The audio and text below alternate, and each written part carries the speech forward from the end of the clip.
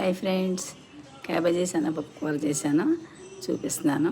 అది కూర వండేటప్పుడు చూపిద్దామంటే మా ఫ్రెండ్ ఫోన్ చేసింది. తను ఛానల్కి చేసింది. ఇంకా తనతో మాట్లాడుతూ చూపించలేకపోయింది. ఇదిగో రెడీ అయినాక చూపిస్తున్నాను, చూడండి. ఇదిగో ఫ్రెండ్స్, క్యాబేజీ శనగపప్పు ఎలా చేశానంటే, ముందు క్యాబేజీ సన్నగా కోసేసి శనగపప్పు కొంచెం కడిగి కుక్కర్లో వేసి ఆ శనగపప్పు మీద ఈ క్యాబేజీ కూడా పెట్టేసేసి సిమ్లో పెట్టేసి, వాటర్ ఏం పోయలేదనమాట. సిమ్లో పెట్టేసేసి 3 విజిల్స్ రానిచ్చేసాను. శనగపప్పు క్యాబేజీ రెండు ఉడికిపోయినాయి, పెద్ద వాటర్ ఏం రాలేదు.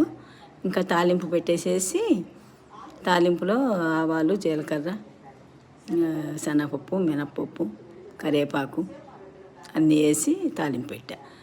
తాలింపు పెట్టి తాలింపులోని క్యాబేజీ, శనగపప్పు రెండు తాలింపు వేగినాక ఉల్లిపాయలు వేసాను అనమాట. ఉల్లిపాయలు, పచ్చిమిరకాయలు రెండు వేసేసి అవి కొంచెం వేగినాక ఈ శనగపప్పును కొబ్బరి వేసేసాను అనమాట. శనగపప్పు, కొబ్బరి, క్యాబేజీ 3 వేసాను. కొంచెం కొబ్బరి కూడా వేసాను, బాగుంటుంది టేస్ట్ అని. ఈ 3 వేసేసి ఇంకా కొంచెం బాగా వేగినాక కొంచెం అల్లం పేస్ట్ వేసాను. అల్లం పేస్ట్ వేసేసి కొంచెం మగ్గనిచ్చి, తొందరగానే మగ్గిపోద్ది ఎందుకంటే ఆల్రెడీ క్యాబేజీ, శనగపప్పు ఉడికిపోయినాయి కాబట్టి.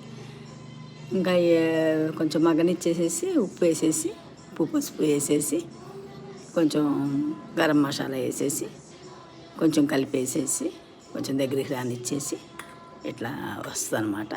ఇంకా పొయ్యి కట్టేసుకోవటమే. చాలా బాగుంటుంది క్యాబేజీ శనగపప్పు కూర. మనకి ఒకవేళ కూర ఏమైనా కొంచెం మిగిలిన మనం చపాతీలు చేసుకొని ఈవినింగ్ చపాతీల్లో కూడా తిన్నా బాగుంటుంది అనమాట ఈ కూర, క్యాబేజీ శనగపప్పు. నా వీడియో సబ్స్క్రైబ్ చేసుకోండి friends. Thank you. Bye. See you again.